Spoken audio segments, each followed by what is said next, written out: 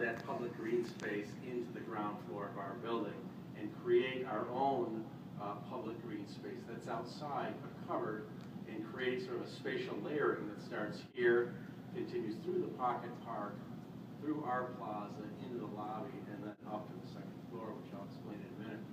This is a view from across the street at that existing pocket park, looking at the base of our building. You can see how the base has sort of been carved away there to create this public plaza that engages the street. You can look inside, see the entrance here, and then beyond to the public green space on the second floor beyond the lobby.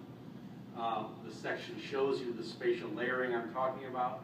Here is the 155 North Wacker building and the existing pocket park, and we're pulling that green notion into the base of our building. So this is an outside space, but it's covered. And then going inside here into the lobby, and then another space here to the east of our building. So the tower of our building is thrown all the way to the western portion of the site, leaving about a 40-foot space here where we're creating a public green space up on the second floor. This is the view from the arcade of the building we're in, looking towards our building, the new entrance through the plaza and into the front door. This is the elevation of the Franklin Street at grade. And so what you're seeing here is this is our covered public plaza. This is a retail space which we hope to lease to a coffee shop or a cafe, with the idea that that activity will engage and spill out onto our public plaza here. This is the Randolph Street facade. So you have the existing covered plaza on Franklin. This is the glazed lobby here. This is another retail space. We're hoping for a restaurant. And then this is the public access, hopefully leading to a monumental stair that takes you up to this public green space on the second floor. This is a view of sort of the approach to the building. You're on the sidewalk here. You're looking towards the front door through this public space that would be 2 or 3 steps up to sort of slightly raise it from the city. So this is a space you can kind of feel like you're sort of in the street but removed from it at the same time.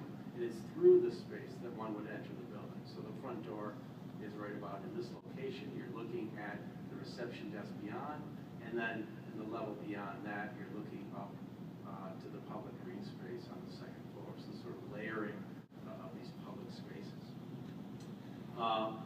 Conceptually, this sort of space is meant to feel like almost carved out of a rock quarry. So this is this great basalt stone we're using.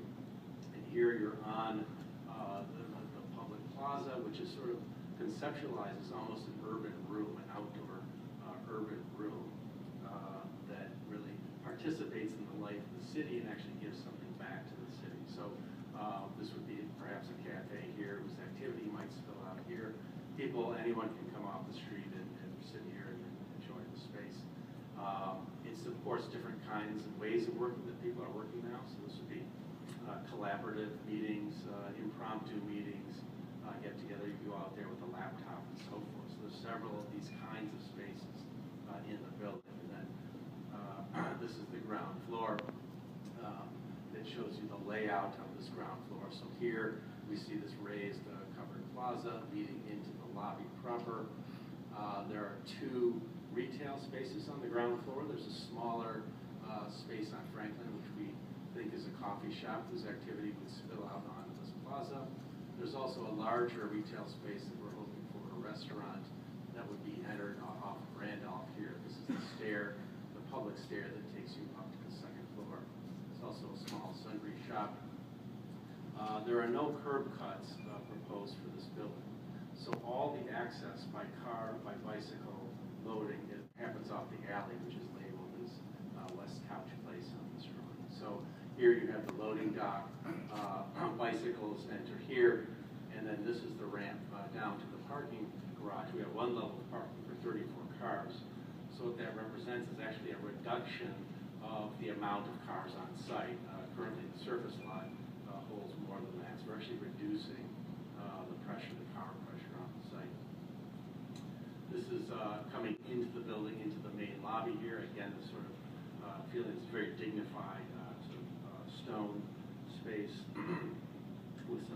casual seating areas and a stair leading you up to the second floor. This is from that monumental stair looking back down to the lobby and the sort of the elevator lobby here, which has glass that looks out into the trees and the public space into the street beyond. So the interior of the building is really engaged with the street through the sort of carving away of the space outside. This is the second level plan here. So you have to the rear, there's sort of a collaboration lounge here, where and more sort of lounge spaces. There's a fitness club with a little small terrace. There's also a conference center here, and then a large outdoor public pocket park space that can be entered from the building, or as I mentioned, from the street up this public stair here. This is a view from the top of that stair looking to the north, and on the left of the screen you can see the view looking down through the lobby and out to the plaza and street. This is from the rear of the second floor in this sort of collaborative lounge space where when they have casual meetings and so forth. This is looking back to the south. On the left you have this public outdoor space that has sort of trees and so forth. And then we're proposing covering the west facade of the existing parking garage with ivy and so forth. So that would be sort of a green wall concept there. This is a view of that public terrace space on the second floor. In contrast to the public plaza at grade, which is a more active urban space, this is more of a contemplative space. It's shaded, it has kind of moss, gardens, it has sort of a gravel surface here that is bounded by raised tree planters that form benches. So this is a place where one can come at the end of the day, relax and unwind, a little bit quieter than the space out on the street. Here's a section through that space, the building here leading out. You can see how the tree planters act as seats, and then it's kind of climbing vines that we're proposing to the west wall of the garage, which you can see in elevation here in this drawing. This is a perspective view that shows the relationship of that space to the street.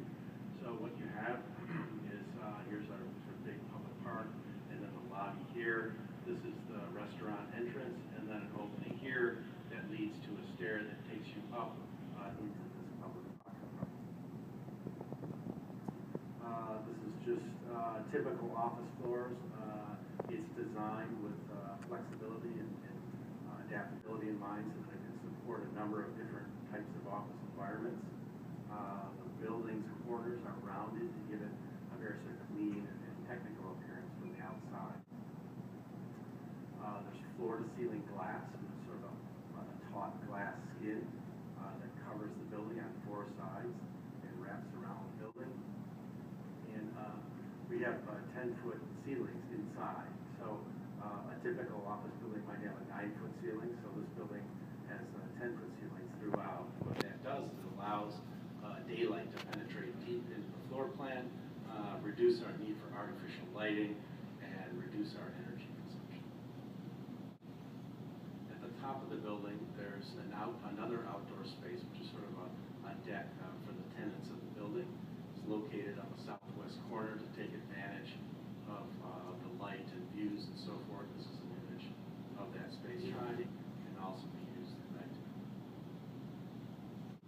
Thank you very much.